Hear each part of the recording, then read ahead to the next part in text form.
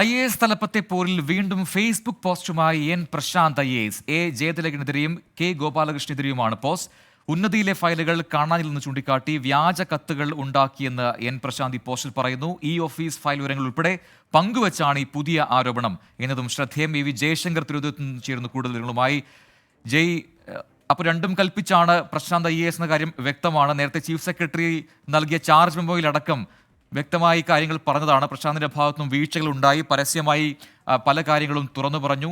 മേലുദ്യോഗസ്ഥർക്കെതിരെ അല്ലെങ്കിൽ IAS ഉദ്യോഗസ്ഥർക്കെതിരെയുള്ള പരാമർശങ്ങൾ ഉണ്ടായിരുന്നു.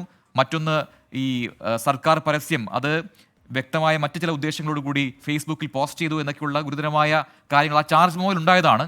ആ ചാർജ് മെമ്മോ വന്നതിന് ശേഷവും ഇതാ ഫേസ്ബുക്ക് പോസ്റ്റിലൂടെ പ്രശാന്ത് നിലവിൽ രംഗത്ത് വരുമ്പോൾ അത് കൃത്യമായ ചില സൂചനകൾ നൽകുന്നുണ്ട്. തന്റെ നിലപാടിൽ ഉറച്ചു നിൽക്കുന്നു എന്ന് പ്രശാന്ത് പറയാതെ പറയുന്നു. ഈ പോസ്റ്റിൽ ഇന്ന് ഇപ്പോൾ വന്നിരിക്കുന്ന പോസ്റ്റിൽ എന്തൊക്കെയാണ് അധികമായി പറഞ്ഞിരിക്കുന്നത്? അതായത് IAS തലപ്പത്ത് ചേരിപ്പോര് അവസാനിക്കുന്നില്ല എന്ന കാഴ്ച തന്നെയാണ് നമ്മളിവിടെ കാണുന്നത്.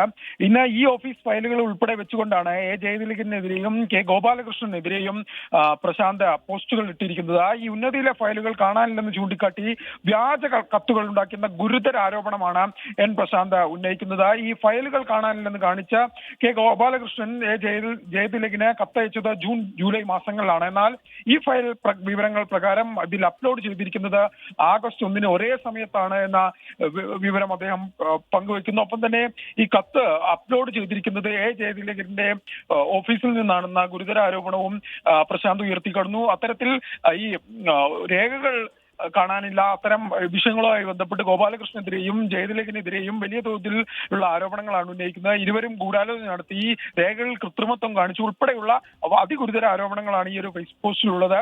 ഈ ഫയലെടുത്തവൻ ഫയലാലെ എന്ന വാക്കോട് കൂടിയാണ് ഈ ഫേസ് പോസ്റ്റ് അവസാനിക്കുന്നത്. അത്തരത്തിൽ മെമ്മോ ലഭിച്ചതിന് ശേഷവും സർവീസ് ചട്ടങ്ങൾ ലംഘിച്ചുകൊണ്ടുള്ള ഒരു പ്രതികരണമാണ് എൻ പ്രശാന്തിന്റെ ഭാഗത്തുനിന്ന് വരുന്നത്. എന്തായാലും ഈ ജയതിലകനെതിരെയും കെ ഗോപാലകൃഷ്ണനെതിരെയുമുള്ള ഒളിയമ്പുകൾ അവസാനിപ്പിച്ചിട്ടില്ല എന്ന് ഇവിടെ എൻ പ്രശാന്ത് പറഞ്ഞു വെക്കുന്നു. എന്തായാലും വരും ദിവസങ്ങളിലും ഇതുമായി ബന്ധപ്പെട്ട് തുടർ പ്രതികരണങ്ങൾക്ക് സാധ്യതയുണ്ട്. സർക്കാർ തലത്തിലും നിലവിലൊരു മെമ്മോ കൊടുത്തിട്ടുണ്ട്. ആ മെമ്മോയിൽ ബന്ധപ്പെട്ട അന്വേഷണങ്ങൾ നടക്കുന്നുണ്ട്. ആ ഒരു ഘട്ടത്തിലാണ് സർവീസ് ചട്ടങ്ങൾ ലംഘിച്ചുകൊണ്ട് സസ്പെൻഷനിലുള്ള എൻ പ്രശാന്ത് വീണ്ടും മുതിർന്ന 2 സീനിയർ IAS ഉദ്യോഗസ്ഥർക്കെതിരെ സർക്കാർ രേഖകളുടെ ഈ ഫയലുകളുടെ പകർപ്പ് ഉൾപ്പെടെ വെച്ചുകൊണ്ട് ഗുരുതര ആരോപണവുമായി രംഗത്തെത്തുന്നത്. സർക്കാർ ഇതിനെ എങ്ങനെ നോക്കിക്കാണുമെന്ന് പരിശോധിക്കേണ്ടതുണ്ട്. കൂടുതൽ നടപടി പ്രശാന്തിനെതിരെ ഉണ്ടാകുമോ എന്ന കാര്യം പരിശോധിക്കേണ്ടതുണ്ട്.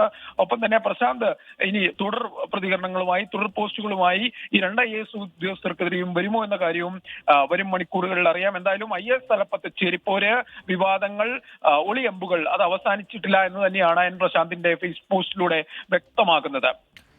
ശരി, ചീഫ് സെക്രട്ടറിയാണ് ചാർജ് മെമ്മോ നൽകിയത്. അതിൽ എന്തൊക്കെ കാര്യങ്ങൾക്ക് വീഴ്ച സംഭവിച്ചിട്ടുണ്ട് എന്ന് പറയുന്നു. അതേ കാര്യങ്ങൾ വീണ്ടും ചെയ്തിരിക്കുകയാണ് പ്രശാന്ത് IAS. അപ്പോൾ നടപടി ഏത് രീതിയിലുണ്ടാകുമെന്ന് കാത്തിരുന്ന് കാണാം.